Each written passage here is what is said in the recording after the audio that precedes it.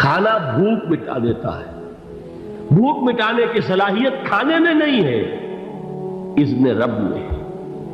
دیکھیے یہی یقین تھا حضرت موسیٰ علیہ السلام کا واقعہ یاد کیجئے۔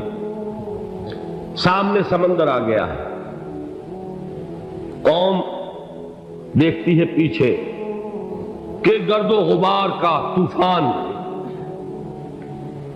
معلوم ہوا کہ فرعون اپنے لشکر سمیت آ گیا۔ لشکر جب چلتا تھا تیز رفتاری کے ساتھ تو گرد و غبار کا جو طوفان اٹھتا تھا اس کا تصور کیجیے، اور لمحہ بلمحہ وہ قریب آ رہا ہے۔ پوری قوم نے کیا کہا؟ اے موسیٰ انا لمدرکون، اے موسیٰ ہم کو پکڑے گئے۔ قرآن مجید میں تو یہاں وہ باتیں نہیں لکھی ہیں، لیکن تورات میں یہ درج ہے کہ بنی اسرائیل جھگڑنے لگے، دست و گریبان ہو گئے موسیٰ کے ساتھ۔ موسیٰ نے یہاں مروایا لا کر، اس سے تو ہم ہی بہتر تھے، وہاں کھانے کو ملتا تھا، زندگی تو تھی، بیگار ہم کر رہے تھے، موت تو نہیں تھی۔ اب جو کچھ ہوگا اس کا تصور کرو، جس طریقے سے ہمارے ٹکڑے اڑائے جائیں گے۔ تو لڑ رہے ہیں حضرت موسیٰ علیہ السلام سے، یہ تورات کی تفصیل ہے۔ قرآن میں صرف اتنا آیا ہے، پریشان ہو کر انہوں نے کہا انا لمدرکون، موسیٰ ہم کو پکڑے گئے۔ اس وقت موسیٰ کا جواب کیا ہے؟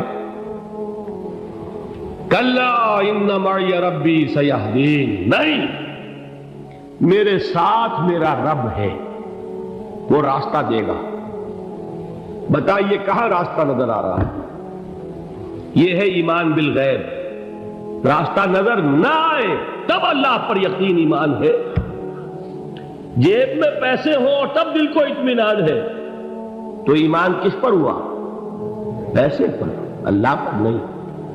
جب وسائل و ذرائع نہ ہو اور پھر یقین ہو کہ اللہ مسبب الاسباب ہے، وہ اسباب کا پابند نہیں ہے، وہ اسباب کا محتاج نہیں ہے، اسباب اس کے محتاج ہے۔ اگر یہ یقین ہے تو اللہ پر ایمان ہے، یہ نہیں ہے تو تمہارا ایمان اسباب پر ہے، وسائل پر ہے، ذرائع پر ہے، مادیات پر ہے، اللہ پر نہیں۔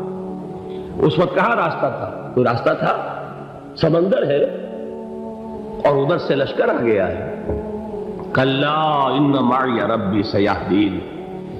اب دیکھیے ایمان کہہ دینا آسان ہے، ہوا معکم اینما کنتم، جہاں کہیں بھی تم ہوتے ہو اللہ تمہارے ساتھ ہوتا ہے، لیکن اس کا یقین قائم ہو جائے تو زمین و آسمان کا فرق واقع ہو جائے۔